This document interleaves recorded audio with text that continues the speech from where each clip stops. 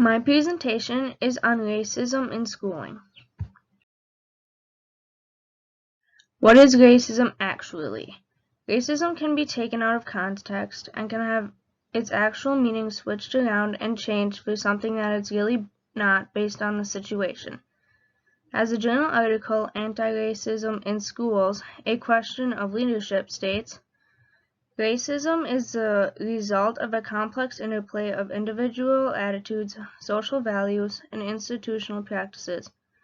It is expressed in the actions of individuals and institutions and is promoted in the ideology of popular culture. It changes its form in response to social change. Now that we know what racism is actually, we go on to think about it as a whole.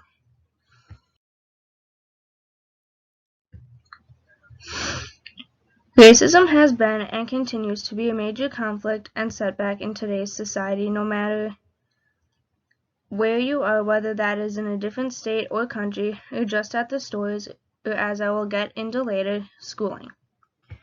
Racism can be expressed in many different ways, as written in the blog, Racism and Social Structural Solutions.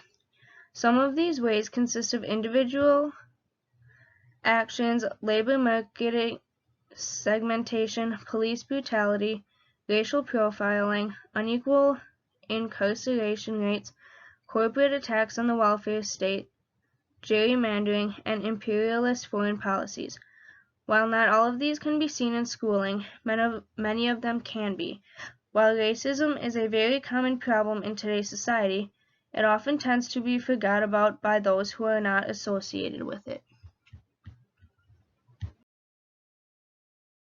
Now that the basics are known, we lean toward the general idea of racism in schooling. Racism in schooling is a big problem. However, it tends to get ignored by school teachers and principals. The idea can be confronted to them, however, they make excuses and do not confront the idea of racism the same way they do other problems, as quoted by an anonymous student saying, "Only rarely is it treated the same way as issues such as smoking and violations of the uniform codes." This lack of concern troubles many Aboriginal families. It tends to confirm their views that schools were either not concerned about Aboriginal children or are actively hostile to them. While some people may say that this could have no effect to the student, that is not true.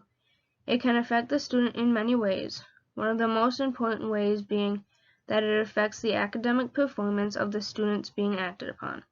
It can come as a disruption and cause the students to not be able to focus as well as they would otherwise be able to.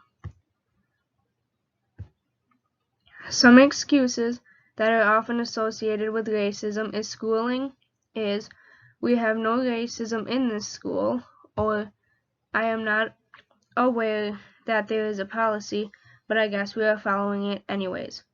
Regardless of whether or not they knew about the policy or say that there is not racism, something should be noticed, especially if they are getting complaints from parents and members of those who witnessed. There are several ways in which to prevent racism in schooling. As realized by Nneka A. Bennett, 6 very beneficial ways to do this are as listed on the screen. Self-awareness can help in terms of realizing how the individual are different from the others, such as taking race and religion into consideration. Next, professional development, which is a way for those who are teaching to become familiar with different cultures and ethnicities. This will help when it comes to teaching different students in the same class and understanding each and every one of them individually. Then is culturally relevant teaching. Culturally relevant teaching is a way in which to teach so that all the students will understand, and not just teaching to a certain ethnicity in particular, but to all of them. They should teach as a way to not single out any race, but to include them all in every activity. The 4th way to prevent is explicit lessons on race and conflict resolution. This is a huge part in terms of teaching students about other cultures. As a way to get students more comfortable with those that may be different than them, the teachers should teach about different races and cultures and also about solving conflicts between them as a way to solve the problem. System 5 is awareness of how racial bias impacts discipline. Blacks and whites should not be disciplined any different apart from each other. They should have the same system of discipline and should therefore be equal in their punishments should they get in trouble. And last but not least is community partnership. Once the students understand the concept of racism, they should get into contact with communities and organizations as a way to show the students what it is actually like and how to deal with it if they see it happening in their schools. Now that some ways of preventing racism in schooling are known, there are also some ways in which diversity can be beneficial. As stated by Ildefonso in EraseRacismNY.org, there are several ways in which it can be beneficial to students. Having racially integrated schools can cause positive experiences such as forming relationships with those who are of different cultures and also interacting with those who are different apart from you. It also helps students to get along in interracial environments, which can be a very good skill to have in terms of traveling and going to other places, even just simple things like college. Not only will it benefit those physically, but also academically. African Americans who attended racially integrated schools received a positive impact on their academic achievements. Research also proves that test scores are higher for students who attend racially integrated schools than those who do not. It can also be beneficial in terms of being social and getting along with those who you may not always get along with. And finally, last but not least, it can encourage critical thinking and allow students to think in terms of situations that they have never been in before.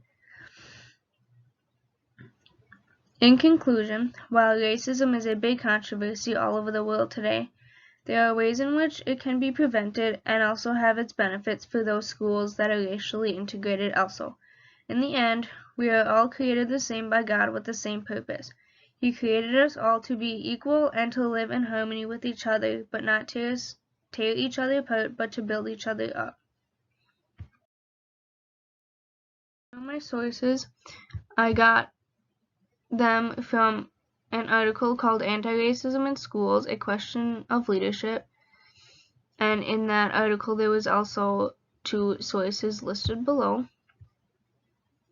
And then 6 ways to prevent racism in school. And also the benefits of racially integrated schools and the racism and structural solutions.